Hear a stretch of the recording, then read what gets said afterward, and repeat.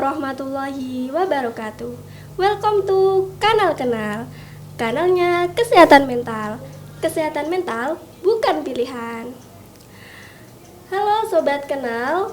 Pada episode kali ini aku bakal nemenin kalian selama beberapa menit ke depan. Nah, kali ini aku nggak sendirian nih, bersama narasumber kita yang akan menemani kita. Dan kalau nggak kenal maka gak sayang, maka perkenalan diri untuk narasumbernya. Oke, sobat, kenalin nama aku Ais. Aku sekaligus di sini diminta untuk menjadi narasumber ya. Statusku sekarang adalah mahasiswa dan juga santri. Nah, gimana nih kabarnya Kak Ais? Alhamdulillah baik. Gimana nih Mbak Yayu sendiri? Alhamdulillah juga baik kok. Nah, tadi dari perjalanan dari pondok ya Kak? Iya, dari pondok. Ngomong-ngomong perjalanan dari pondok ke sini tuh berapa menit ya Kak? Sekitar 15-20 menit lah ya. Lumayan jauh ya Kak? Lumayan. Nah, untuk saat ini kesibukannya Kak Ais apa nih? Kesibukannya, sok sibuk nih ya. Mahasiswa sih biasa ya, apalagi sekarang semester 8, sibuk skripsi, terus juga santri, kegiatan di pesantren juga padat dan gak bisa ditinggal ya kan. Jadi sibuknya double gitu, santri juga mahasiswa gitu.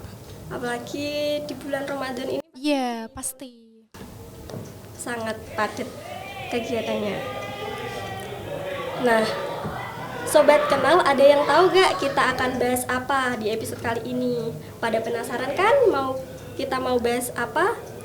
Jangan lupa simak sampai akhir. Nah, di episode kali ini kita bakal ngebahas mengenai kesehatan mental. Nah, menurut Kak Ais sendiri kesehatan mental itu apa sih? Kalau menurut aku ya, kesehatan mental itu suatu keadaan atau kondisi yang mencakup tentang emosional, psikologis, dan juga motorik seseorang gitu. Kalau dari Federasi Kesehatan Mental Dunia, kesehatan mental itu kondisi mengenai keseimbangan mental seseorang yang berkenaan dengan psikologis, emosional, intelektual, baik secara fisik maupun secara batin. Nah, kalau kayak gitu faktor apa sih yang mempengaruhi kesehatan mental? Banyak sih ya sebenarnya. Kalau bisa diambil secara garis besar itu ada 3. Yang pertama ada secara genetik ya, secara biologis, kemudian ada lingkungan dan juga ada dari keluarga. Kalau dari biologis itu dari genetik, dari keturunan, juga misalnya ada kelainan di otak. Nah, kalau dari keluarga itu misal dia berada di keluarga yang keharmonisannya kurang, atau mungkin keluarga yang broken home, atau mungkin dia juga korban KDRT gitu. Kalau dari kehidupan atau lingkungan itu bisa karena dia trauma, karena pelecehan seksual misalnya, atau karena perundungan, karena dibully, karena racun, dan karena obat-obatan berbahaya gitu. Itu sangat berbahaya sekali ya Kak? Bahaya kalau sampai parah gitu ya. Nah, kalau kayak gitu apakah kesehatan mental mampu mempengaruhi kesehatan fisiknya? Tentu, itu sangat berpengaruh ya. Kondisi mental seseorang itu akan mempengaruhi bagaimana dia berpikir, bagaimana dia merasakan sesuatu, dan juga bagaimana dia bertindak atau berperilaku dalam kehidupan sehari-hari. Dapat dibuktikan ya, kalau orang yang kondisi mentalnya sehat, pasti dia beresiko lebih rendah untuk terkena penyakit kronis seperti jantung, gangguan lambung, stroke, dan lain-lain. Maka kita harus sangat penting untuk jaga kesehatan mental ya. Nah, terus bagaimana cara kita mengenali orang tersebut di sekitar kita yang memiliki gangguan mental? Wah, susah-susah gampang nih ya. Karena orang yang kelihatannya baik-baik aja kayak kita, bisa jadi di belakang dia punya gangguan mental ya kan. Nah, kalau untuk mengetahui secara pasti seseorang itu kena gangguan mental atau tidak, itu bisa menggunakan diagnosis dari dokter kesehatan jiwa Itu nanti dilakukan pemeriksaan fisik, ada pemeriksaan urin, tes darah dan sebagainya. Tapi kalau kita sebagai kaum non dokter ya, bisalah kita lihat ciri-cirinya. Misal orang yang kena gejala atau gangguan mental itu biasanya dia suka menyendiri, menjauhi kerumunan dan aktivitas umum, yang suka mojok, terus nggak mau bergaul gitu. Kemudian ada juga yang lifestyle-nya nggak bagus, kayak dia makannya nggak teratur, tidurnya berantakan, nggak pernah olahraga dan sebagainya. Juga yang bisa paling gampang dikenali adalah mood swing banget. Ya, anak sekarang pasti tahu kan ya mood swing. Perubahan suasana hatinya itu nggak enak gitu ya. Kadang marah, tiba-tiba ketawa sendiri, terus tiba-tiba nangis, tiba-tiba teriak nggak jelas. Itu yang lebih mudah ditemui sih kalau saat ini. Apalagi yang suka merokok sampai parah gitu. Terus minum alkohol, juga bisa sih obat-obatan berbahaya gitu ya. Jadi kita harus memiliki rasa perhatian gitu. Harus lebih peka sama temennya ya. Karena itu membutuhkan perhatian Butuh perhatian, benar juga. Nah, gimana sikap kita menghadapi untuk orang yang kena kesehatan mental? Kalau sikap, tentunya satu, yang tadi ya, peka. Kita harus peka terhadap lingkungan. Jangankan sama orang lain ya, sama diri kita sendiri pun kita harus peka. Oh ya, ini aku kok gini, sebenarnya aku kenapa? Harus dari diri sendiri dulu. Mulai dari hal yang kecil, mulai dari diri sendiri, mulai dari sekarang. Baru kemudian kita terapkan ke orang-orang di sekitar kita. Lebih dekat gitulah hubungannya diperbaiki dengan orang-orang di sekitar kita. Oh, jadi gitu ya, Kak. Tadi kan Kakak bilang kalau Kakak itu sebagai seorang mahasiswa sekaligus santri. Nah, dengan kegiatan kampus dan kegiatan pondok yang begitu padat, pernah nggak sih Kakak sedikit mengalami gangguan dalam kesehatan mental? Gimana ya? Pernah nggak pernah, setiap orang pasti pernah, ya kan? Jujur, hampir depresi, aku pernah.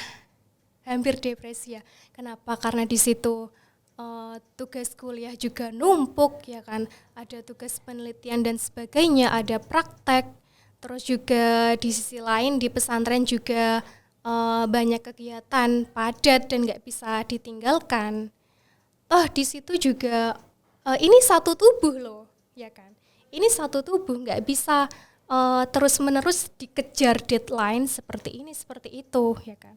Tapi balik lagi gimana kita memanage waktu, memanage diri, ambil hal positif lah dari setiap kejadian itu, biar apa? Biar semua yang mengalir, yang datang itu nggak jadi nggak jadi hal yang merusak diri kita, terutama nggak merusak mental. Karena apa? Ini investasi utama kita. Kalau mental rusak, otomatis semuanya juga rusak. Nah, tadi kan pernah ya, mengatakan pernah. Pernah. Nah, itu hampir ya. Gimana ya Kak rasanya kena mental kayak gitu? Ya, gini ya. Hampir depresi kan. Tahu orang depresi kan hampir kayak aduh, capek dengan semua ini gitu kan. Terus juga insomnia, enggak bisa tidur gara-gara kan sering begadang ngerjain tugas sampai malam. Akhirnya keterusan nih. Semakin hari, semakin minggu, makin jadi begadangnya, terus nggak bisa tidur. Terus juga gangguan kecemasan kalau aku ya. Soalnya kan juga gimana nih, belum selesai, udah panik duluan gitu loh. Padahal sebenarnya nggak perlu panik, kita udah oke lah, dicoba dulu satu persatu, nggak usah panik gitu kan. Ya itu, balik lagi ke diri kita, gimana cara kita memanage diri kita, mengatur, mengelola emosional dan juga fisik, biar nggak kalah sama gangguan mentalnya itu. Terus keadaannya Kakak sekarang gimana mentalnya? Ya, alhamdulillah baik ya. Gimana itu caranya Kak? Tips dan triknya dong. Tips and trick nih ya, ala-ala ya. Kalau tips and trick sebenarnya beda-beda ya setiap orang. Cuma dari sini aku bisa simpulkan beberapa hal. Yang pertama dan utama itu kita harus bersyukur. Ketika kita bersyukur, pasti kita merasa terima kasih ya Allah, terima kasih sudah menghadirkan aku dengan segala yang ada. Terima kasih sudah menghadirkan cobaan-cobaan ini untuk memacu aku agar lebih baik. Nah, ketika kita bersyukur, otomatis kita akan menghargai diri sendiri, dan dari menghargai itu, kita bisa cinta diri kita sendiri. Terus kita menjaga diri kita bagaimana agar menjadi lebih baik dan lebih baik. Itu, yang utama sih itu ya, yang lainnya banyak. Mbak Ji mau dengar? Boleh dong. Kemudian ada sih, balik lagi ke lifestyle ya. Lifestyle yang baik dan seimbang, kayak makanan yang sehat, teratur, kemudian pola tidur dan istirahat yang baik, rajin olahraga. Olahraga juga ngaruh loh Mbak. Biar gak mager-mager. Biar kalau fisiknya sehat kan juga jiwanya kan juga sehat gitu. Terus ada juga afirmasi positif lah ke diri kita ya, bawa aura-aura yang positif. Jadi nggak gampang lemah, nggak gampang putus asa gitu. Terus juga jangan lupa komunikasi dan selalu jaga hubungan baik dengan orang-orang sekitar, dengan keluarga, dengan teman, sahabat, dan siapapun gitu. Boleh dong Kak sedikit motivasi mengenai kesehatan mental buat Sobat Kenal nih. Motivasi nih ya. Sebelumnya aku mau ambil dari Al-Quran ya, ada di surah Al-Baqarah ayat 155. A'udzubillahi minasyaitonirrajim. Bismillahirrahmanirrahim. Wa la yabluwannakum bisyai'im minal khaufi wal ju'i wa naqsim minal amwali wal anfusi wath thamarat wa basyiris sabirin. Gitu. Yang Artinya gini, kurang lebihnya gini. Allah pasti menguji hambanya dengan kelaparan, ketakutan, dan juga kekurangan dari harta, jiwa, dan juga buah-buahan atau makanan. Maka sampaikanlah kepada orang-orang yang sabar berita gembira. Artinya apa? Ketika kita dikasih ujian dengan segala kekurangan itu, segala ketakutan itu, kalau kita bersabar, nanti ya, entah besok atau 2 tahun lagi, 3 tahun lagi, atau nanti, itu pasti ada berita gembira yang datang kepada kita, orang-orang yang sabar. Gitu. Nah, buat teman-teman nih, ada satu pesan dari aku ya. Doing your best is more important than being the best. Yang artinya, lakukanlah yang terbaik dari diri kamu. Itu lebih penting daripada menjadi yang terbaik. So, jadilah diri kamu sendiri dan jangan pernah merasa kamu benar-benar sendiri. Gitu. Mengapa sih Kak masa remaja menjadi fase yang paling beresiko mengalami masalah mental? Oke, gini ya, masa remaja itu kan transisi dari anak-anak menuju ke dewasa. Nah, masa remaja itu di sini, perpindahan dari anak-anak ke dewasa. Kenapa? Karena yang pertama, otomatis dia memikul tanggung jawab pendidikan dan sosial yang baru. Terus harus menyesuaikan dengan lingkungan juga, ya kan? Di mana di situ banyak hal-hal baru yang menimbulkan kecemasan. Sedangkan diri dari si remaja ini kurang tahu bagaimana mengatasi itu semua. Nah, itu bagaimana pentingnya kondisi mental yang baik, yang sehat. Karena apa? Karena terkadang juga lingkungan sekitar itu tidak peduli, tidak peka terhadap kita. Jadi yang pertama emang kita sebagai salah satu atau remaja ya, tentunya juga harus kenal mental kita sendiri. Harus mengenali mental kita sendiri, gimana, udah sampai tahap mana, kesehatannya terganggu atau enggak. Kan kalau remaja otomatis juga terpengaruh dengan lingkungannya. karena teman-temannya juga, karena pergaulannya.